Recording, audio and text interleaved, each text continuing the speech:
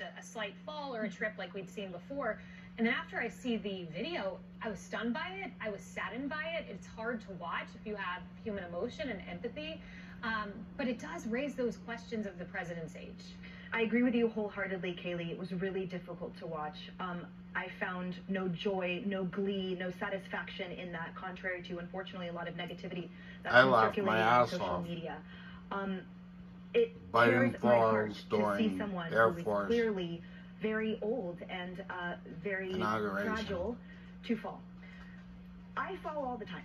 I literally fell last week in front of the building because it was slippery outside, you know, it had just been raining or whatever.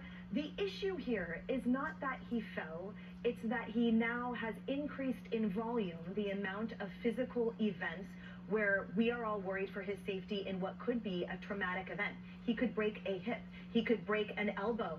And when you combine that with his mental faculties and the questions that have rightly so been raised around them, first the bike, then the stairs. If he falls all the time, if he's a big klutz, now a that's sandbag. Great. That's half of us, right?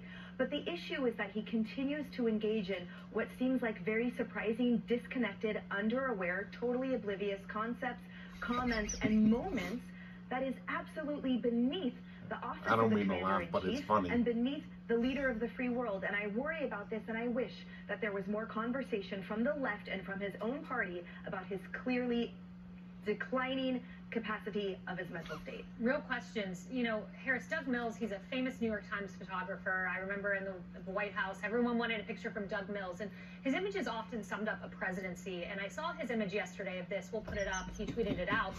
And it's just this image of the Biden presidency, of him being helped up in a kind of decrepit position. Yeah.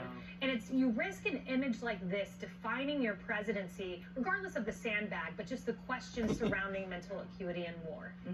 Well, sandbag. Just before that photograph was taken, he was on the ground with his heels and the soles of his feet face to the sky. And it reminded me of when he had fallen off the bike. He wasn't clipped into the bike, but he had his feet in the clips. He wasn't moving. He had stopped, and he tipped over, and he ended up like in sort of a bug position with his heels and his hands to the. That is a very vulnerable, capitulated view to an enemy. Yeah. And just knowing that our enemies see him like that, and the soles of his feet, and office, and can't get up on his own, and that sort of thing, is difficult. But having that compassion that Emily is talking about is important. Robert F. Kennedy Jr. really wants to debate this president, but he told me he's never going to debate him. I mean, Biden can't go do that. Here's what he had to say about the fall last hour. I think I can beat him in a primary. You know, there's a lot of people who are at 80 or 90 have as much mental acuity. He'll trip and fall again. So I would disagree with. You might fall in your lap. I don't think people at 75 years old should automatically get a test. I think that's not right. But I do think that you know, it's an issue that people should, you know, be concerned with. Yeah, it's an issue. He said he had great compassion, as Emily expressed. Please subscribe. For the fall, and hope that the president was okay. Donald Trump said the same thing. DeSantis took a little bit of a jab at the end, but he said basically the same thing. Hope the president's going to be okay. But this is about whether or not he can do the job. God bless. Please subscribe. See you later. Again to 20%.